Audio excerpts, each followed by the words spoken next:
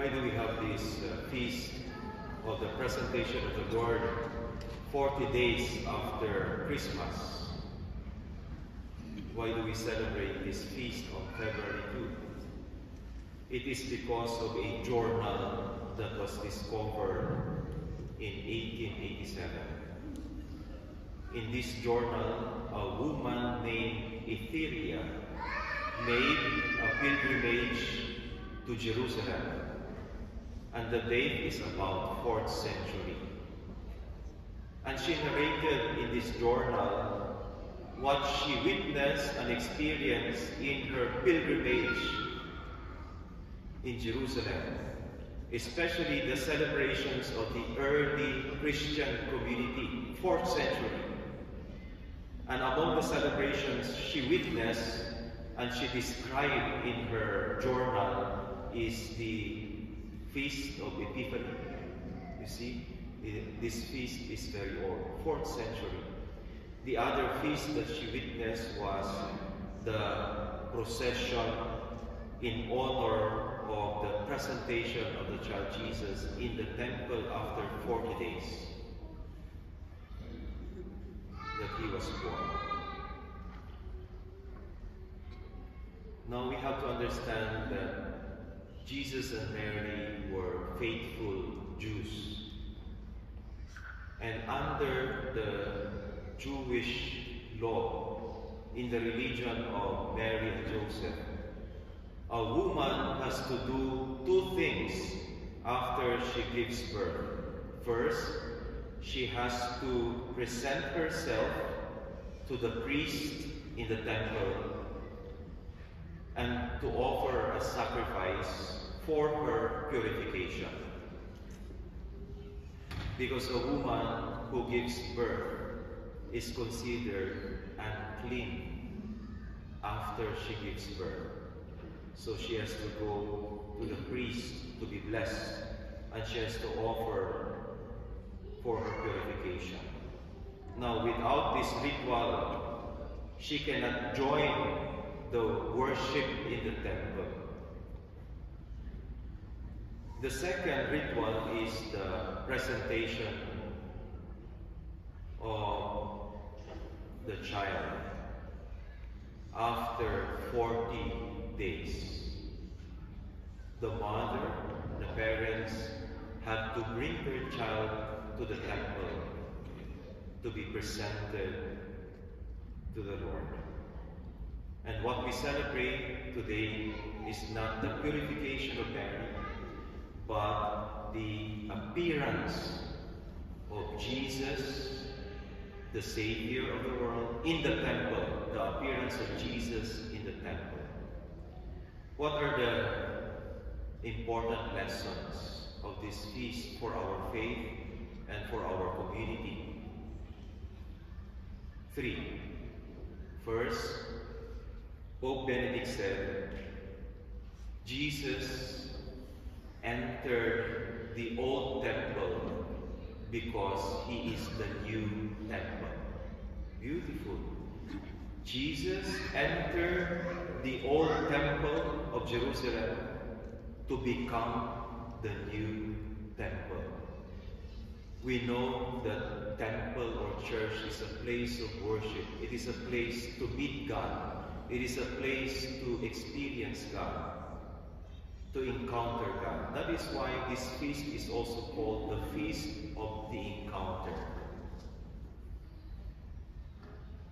And it speaks of Jesus, the Son of God, meeting his people, represented by Simeon and Anna.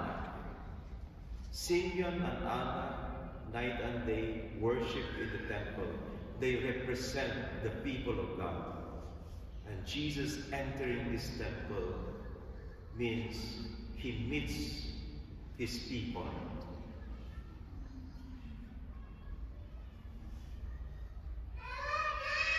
Remember this story that I told you about my conversation with a Filipina who said to me, I don't need to pass through a church or to a priest to go to God or to have a relationship with God.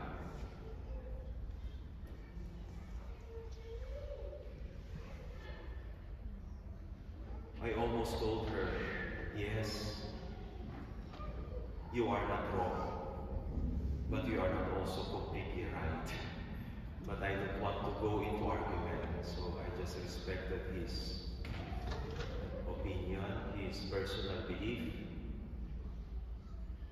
Well, today we learn Jesus himself entered the temple.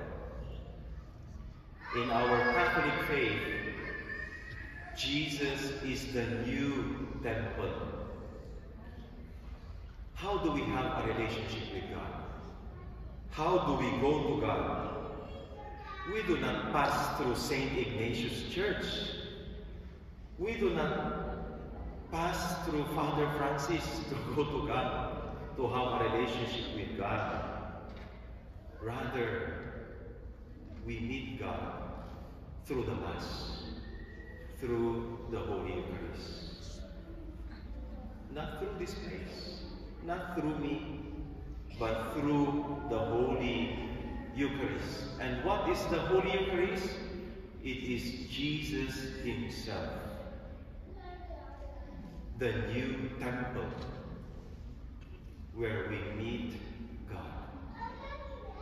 That is the first. Jesus is the new temple. Second, another name for this feast is Candlemas, because of the tradition of the blessing and distribution of candles, which is part of the liturgy of this feast. This is also a very old ritual, 8th century, during the time of Pope Sergius. Pope Sergius started a candlelight procession to celebrate this feast, 8th century. And this ritual is based on Simeon's words in the Gospel when he held in his arms the baby Jesus and proclaimed, "This child is a light for the revelation to the world." The second lesson is Jesus is the light to our path to God. Jesus is our sure guide on the way to the Father. It is hard to walk if we do not know where to go right. And it is even harder to walk if all around us is dark. Kahapon, anong Miyerkules, may house blessing po. Ginugol lang namin ang address ni Kendrick, yung isang altar server natin. Siya yung nag-Google, ginamit niya yung Google Maps. Naku, paikot-ikot kami. Hindi ko alam kung saan eh. Dinala kami sa park. Sabi ni Kendrick, "Dito, Father, dito tayo." Naglalakad na kami ng 30 minutes, wala pa. Sabi ni Kendrick, "Father, mukhang palayo na tayo." Tapos, after 30 minutes of walking, bumalik kami doon sa umpisa, kung saan kami nagsimula. Napakagod na ako. Sabi ko, "Kendrick, saan ba talaga?" Sabi niya sa akin, "Mukhang dito, Father." Pambihirang Google Maps yan.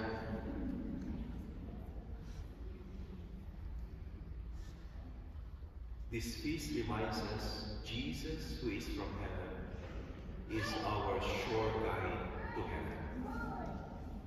Third, finally,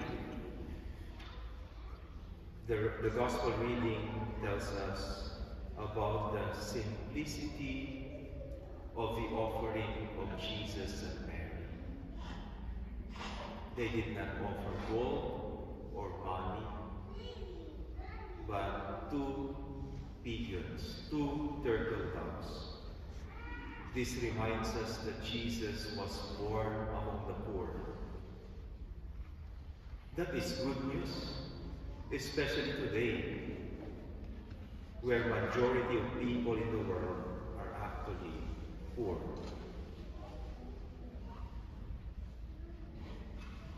The question is, why would God choose to be born in poverty?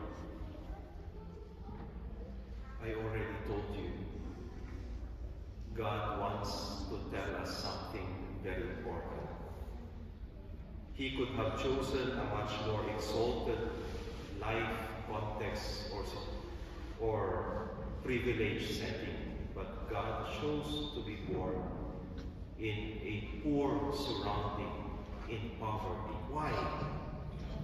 Because it was not about wealth, power, and honor. It was not about prestige, comfort, and success. It was all about love. The love and compassion of God from heaven coming into our lives, into our world. Isn't this not a good news for all of us? That God is one with us in all our struggles. Why was Jesus born into poverty? Because if you got everything, it would be hard to meet God. It would be hard to acknowledge that we need God in our life. And we can observe that today, especially in very wealthy countries like Germany. It is not hard to see. If you got everything, you will not feel your need for God.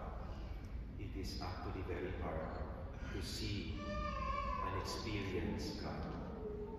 Let us pause for a moment and let us reflect.